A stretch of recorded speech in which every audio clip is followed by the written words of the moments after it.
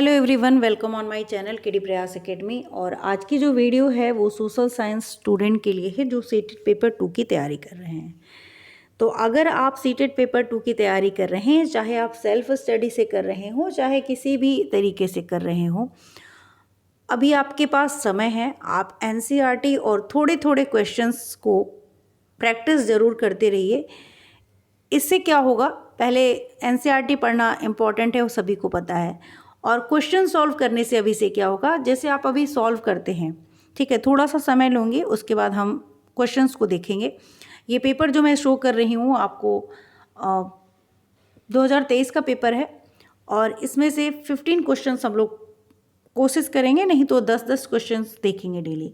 अभी बहुत जल्दी नहीं है, बस आपको इतना पता होना चाहिए कि क्या मैंने जो एनसीईआरटी पढ़ी है या जो मेरा कॉन्सेप्ट है उसके बेसिस में मैं क्वेश्चन सॉल्व कर पा रहा हूँ कि नहीं, या कर पा रही हूँ कि नहीं। आपने आपको जानेंगे, फीडबैक लेंगे, तब उस पर आप काम करेंगे। अभी समय है, लास्ट में फीडबैक लेंगे कोई फ़ायदा नहीं होने वाला है, परेशान होंगे और पेपर उसी में नहीं निकलता है। तो अभी हमारे जो भी मार्क्स आएंगे, जितने भी हम क्वेश्चन सॉल्व कर पा रहे हैं उस पर मेहनत करेंगे, कॉन्सेप्ट क्लियर करेंगे उस तरह के क्वेश्चंस को, और फिर हम आगे अपनी धीरे धीरे बढ़ते जाएंगे। और देखिए आपके कैसे इम्प्रूवमेंट आएगी और आपको पता चल जाएगा कि ये इस बार का सीटेट मेरा पेपर कंफर्म निकल रहा है, मतलब मैं पास हो जाऊंगा।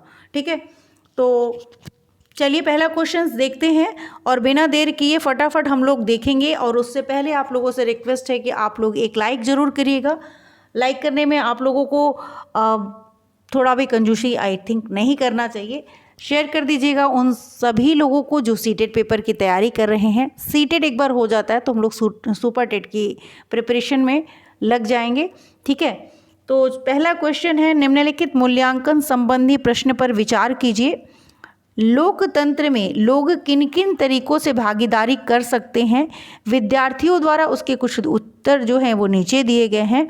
अब कौन सा उत्तर जो है विद्यार्थी के प्रश्नों को समझने और एक समावेशी विषय के अनुकूल उत्तर देने की क्षमता का प्रदर्शन करता है? तो हमें ऑप्शन देखना है कि किस उत्तर में विद्यार्थी के जो क्वेश्चन ऊपर पूछा गया उस प्रश्न को समझने और उस प्रश्न के विषय के अनुकूल उत्तर देने की क्षमता है। ठीक है, तो ऑप्शन पढ़ते हैं कि क्या क्या ऑप्शन दिए गए हैं। तो पहला ऑप्शन दिया गया है कि लोकतांत्रिक सरकार के संचालन को प्रभावित करने वाले कुछ मुख्य तत्व हैं: जन भागीदारी, संघर्ष का समाधान और समानता व न्याय के प्रति प्रतिबद्धता। सेकेंड ऑप्शन कहता है मतदान, धरना, रैली और सामाजिक आंदोलन। थर्ड ऑप्शन कहता है चुनाव में मतदान द्वारा। फोर्थ ऑप्शन कहता है कि लोकतंत्र में लोग चुनाव में मतदान द्वारा भागीदारी करते हैं। सभी सरकारें एक निर्धारित समय के लिए चुनी जाती हैं और भारत में यह अवधि 5 वर्ष की है। तो यहाँ पे जो राइट आंसर है वो हो जाएगा आपका ऑप्शन नंबर 2, जिसमें जो प्रश्न पूछा गया है उसके अनुकूल जो है वो विद्यार्थी में उत्तर देने की क्षमता का प्रदर्शन करता है। ठीक है, तो बेस्ट ऑप्शन हमारा यहाँ पे ऑप्शन नंबर 2 हो जाएगा और यही हमारा राइट आंसर है।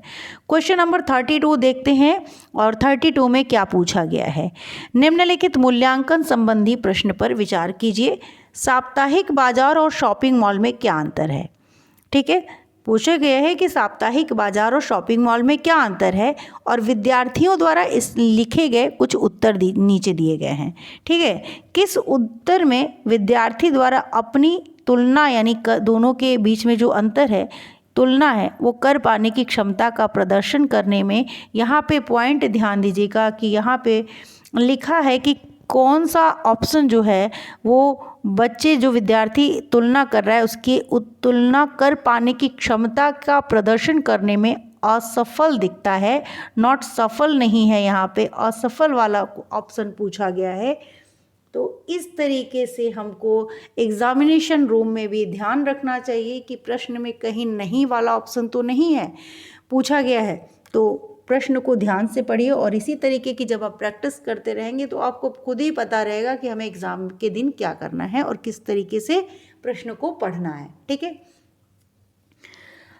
चलिए देखते हैं ऑप्शन क्या क्या हैं। तो पहला ऑप्शन कहता है कि साप्ताहिक बाजार में बिकने वाला सामान सस्ती दरों पर खरीदे जा सकते हैं, जबकि शॉपिंग मॉल में जो बिकने वाले सामान होते हैं को केवल कुछ लोग ही वहन कर सकते हैं।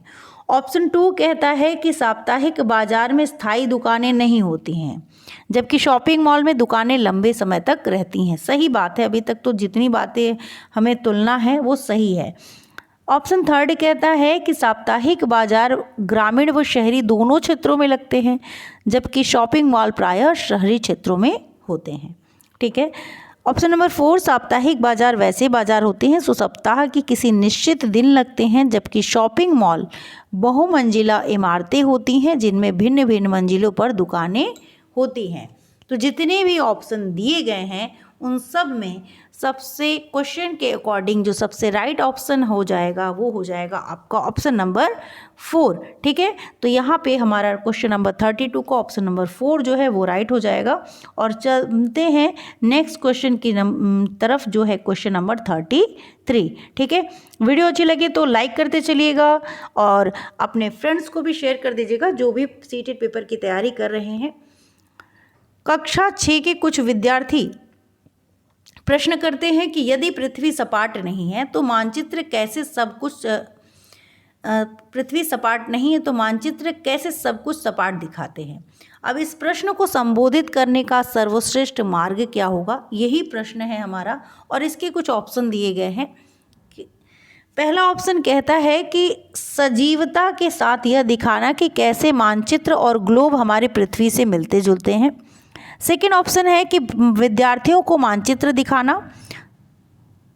थर्ड ऑप्शन कहता है कि उन्हें स्वयं ही कारण पता करने के लिए कहना। फोर्थ ऑप्शन है विद्यार्थियों को ग्लोब दिखाना। ठीक है। तो जो राइट आंसर हो जाएगा वो हो जाएगा आपका ऑप्शन नंबर 1, यानी सजीवता के साथ यह दिखाना कि कैसे मानचित्र और ग्लोब हमारी पृथ्वी से मिलते जुलते हैं। अगर आप इंग्लिश आपको समझ में आती है तो आप इंग्लिश का वाला भी क्वेश्चन इस साइड में आपको शो हो रहा है, आप आराम से देख सकते हैं। ठीक है। तो इसमें आपको प्रॉब्लम नहीं होगी कि कौन सा इंग्लिश में नहीं शो हो रहा है, इंग्लिश में हिंदी में नहीं हो रहा है तो हिंदी आती है तो हिंदी देखिए, इंग्लिश आती है तो इंग्लिश देखिए।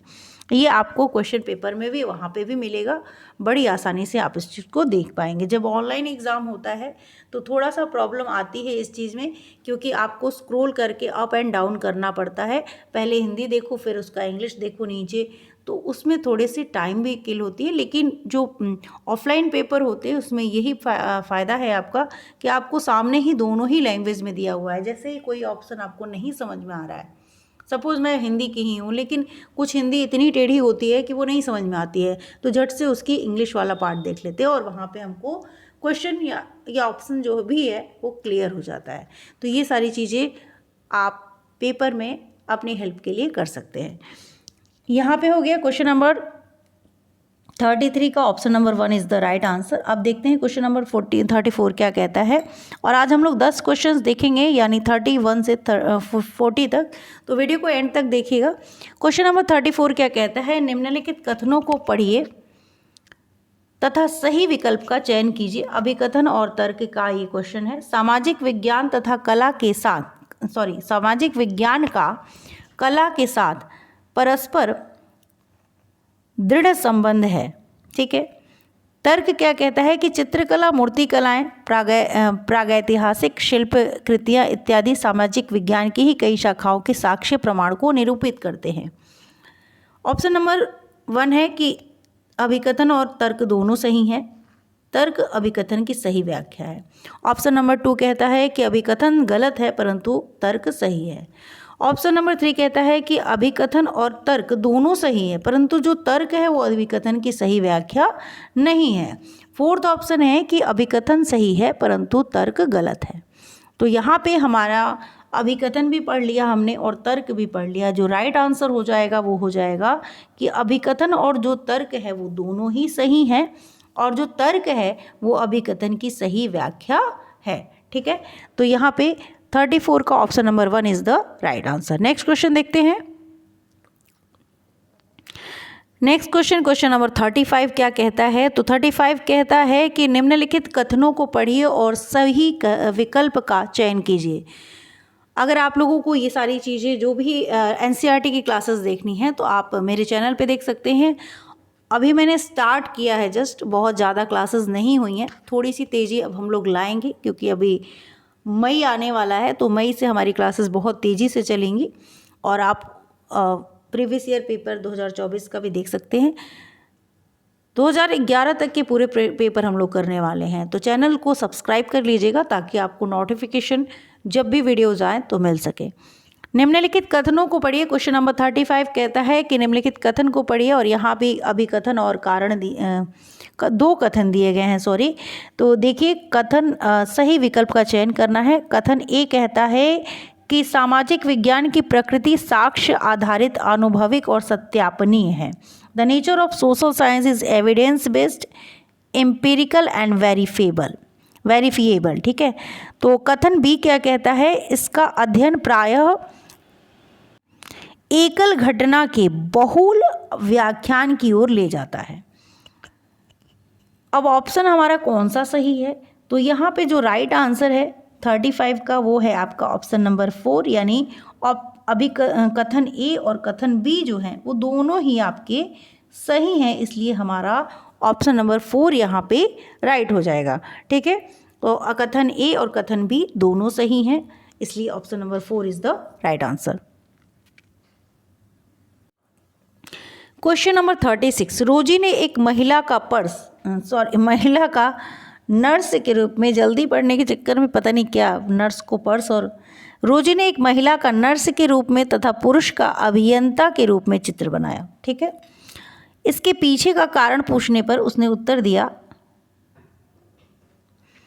महिलाएं अच्छी नर्स होती हैं क्योंकि वे अधिक धैर्यवान और सौम्य होती हैं, जबकि विज्ञान में तकनीकी दिमाग की आवश्यकता होती है और महिलाएं तकनीकी वस्तुओं का प्रयोग करने में सक्षम नहीं होती हैं। रोजी का कथन क्या परावर्तित करता है, यानी क्या रिफ्लेक्ट करता है, वो जेंडर स्थिरता को, जेंडर रूढ़िबद्ध धारणा को, जेंडर वर्गीकरण को, या जेंडर भेदभाव को। तो ऑप्शन नंबर 2 जो यहाँ पे है, जेंडर रूढ़िबद्ध धारणा जो है, जो स्टीरियोटाइप है, gender stereotype is the right answer of question number 36। ठीक है।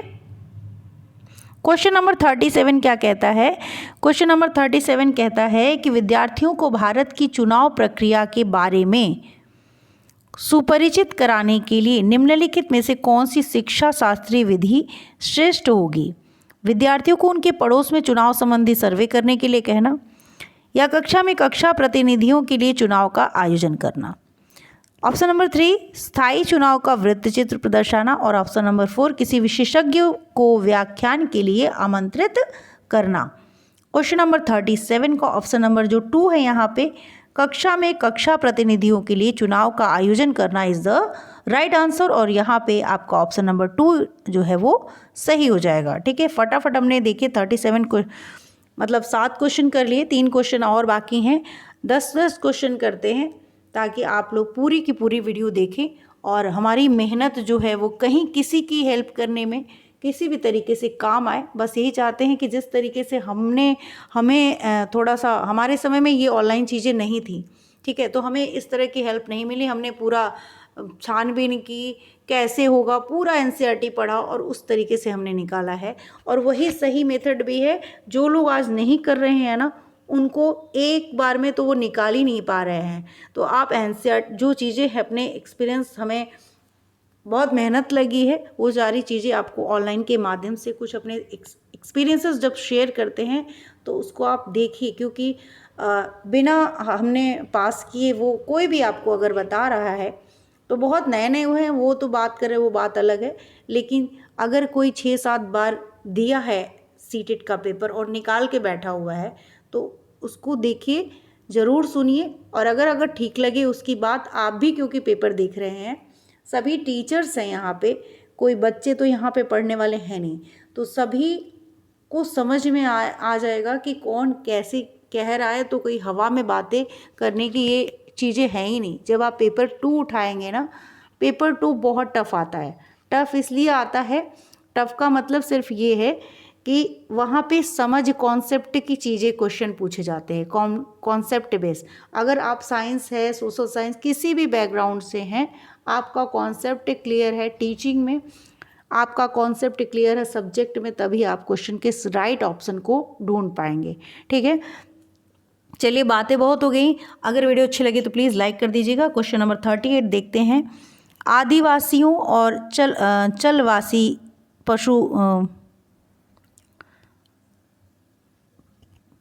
पशुचारियों यानी चरवाहों के जीवन के प्रति विद्यार्थियों को संवेदनशील बनाने हेतु श्रेष्ठ संभाव्य अभ्यास होगा।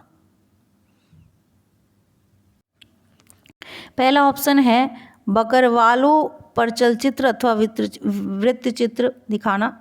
सेकेंड ऑप्शन कहता है व्याख्यान एवं सेमिनार। थर्ड ऑप्शन कहता है आदिवासियों और चलवासी पशुचारियों यानी चरवाहों पर सामूहिक चर्चा।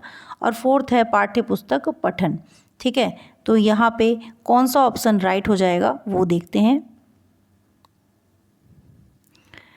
ऑप्शन नंबर 30, क्वेश्चन नंबर 38 का जो ऑप्शन नंबर 1 है यहाँ पे बकरवालों पर चलचित्र अथवा वृत्त चित्र दिखाना इज द राइट आंसर। ठीक है, क्वेश्चन नंबर 39 क्या कहता है विद्यार्थियों को द्वारा जल के इस्तेमाल पर सामूहिक चर्चा करते समय शिक्षक को श्यामपट्ट का इस्तेमाल निम्नलिखित में से किस तरह करना चाहिए। ऑप्शन नंबर 1 है कि संकल्पनाओं, विषय वस्तुओं और मुद्दों के आधार पर प्रतिक्रियाओं को व्यवस्थित करना। ऑप्शन नंबर 2 वे विद्यार्थी जो कक्षा में होनहार माने जाते हैं उनकी प्रतिक्रिया को लिख लेना। थर्ड ऑप्शन कहता है कि विद्यार्थियों को की बातों को सुनना लेकिन उनका अभिलेखन आवश्यक नहीं है। ऑप्शन नंबर 4 है चर्चा में कही गई हर बात को अभिलेखित करना। यहाँ पे जो राइट आंसर ऑप्शन हो जाएगा आपका वो हो जाएगा आपका ऑप्शन नंबर 1 यानी संकल्पनाओं, विषय वस्तुओं और मुद्दों के आधार पर प्रतिक्रियाओं को व्यवस्थित करना। ठीक है, ऑप्शन नंबर 1 संकल्पनाओं, विषय वस्तुओं और मुद्दों के आधार पर प्रतिक्रियाओं को व्यवस्थित करना is the right answer. Last question आज का, सोचे थे 15 क्वेश्चन करेंगे बट थोड़े टाइमिंग के क्वेश्चन करते हैं ताकि आप लोग वीडियो को पूरा देखें। ठीक है, अगर आपके विचार होंगे आप हमें कमेंट करके बताएंगे कि कितने क्वेश्चन करें, तो उस बेसिस पे हम क्वेश्चन की संख्या जो है वो बढ़ा देंगे। ठीक है, आपके लाइक्स हमें बताते हैं कि आपको ये वीडियो पसंद आ रही है कि नहीं आ रही है। इस तरह की वीडियोस बनाई जाएं जो आपके लिए हेल्पफुल हैं या नहीं। आपके कमेंट और सजेशन से हमें ये पता चलता है कि हमें किस तरीके की वीडियोस बनाएं ताकि आपकी परीक्षा में वो किसी तरह मददगार शामिल हो। ठीक है, लास्ट क्वेश्चन क्या कहता है आपराधिक न्याय प्रणाली का पाठ खत्म होने पर एक शिक्षक उच्च प्राथमिक कक्षाओं के विद्यार्थियों को जिला न्यायालय ले जाता है। ठीक है, यह अवलोकन निम्नलिखित में से कौन सा उद्देश्य पूरा करता है। न्यायालयों के प्रकार का अनुभव करना तथा वकीलों, न्यायाधीशों और कर्मचारियों की भूमिकाओं पर बातचीत करना। बी ऑप्शन है न्याय पाने में आने वाली चुनौतियों को दिखाना तथा व्यवस्था के बारे में भय पैदा करना। ऑप्शन नंबर क्वेश्चन सी कहता है कि विभिन्न मुकदमों में फंसे लोगों की परेशानियों को दिखाकर विद्यार्थियों को डराना और उन्हें कानून मानने के लिए प्रोत्साहित करना। तो जहाँ जो ऑप्शन हमारे यहाँ पे क्वेश्चन नंबर 40 के लिए कौन कौन से ऑप्शन सही हैं उनको हम देखेंगे और यहाँ पे जो राइट आंसर हो जाएगा वो हो जाएगा ऑप्शन नंबर 4, जिसमें ए में जो बातें कही गई हैं वो यहाँ पे राइट ऑप्शन है। इसलिए हमारा ऑप्शन नंबर ए सही है। इसलिए हमारा केवल ए वाला जो ऑप्शन है जिसमें दिया गया है ऑप्शन नंबर 4 में ये हमारा ऑप्शन नंबर 4 यहाँ पे राइट हो जाएगा। ठीक है, तो क्वेश्चन नंबर 40 का option number 4 is the right answer. और मिलते हैं नेक्स्ट वीडियो में जिसमें आप लोग इस 2023 का जो पेपर अगस्त का था ये 2023 का ही पेपर है और इसके CDP के प्रश्न देख सकते हैं, हिंदी के क्वेश्चंस देख सकते हैं जो मैं ऑलरेडी इससे पहले करा चुकी हूँ। ठीक है, आज के लिए इतना ही। Thank you.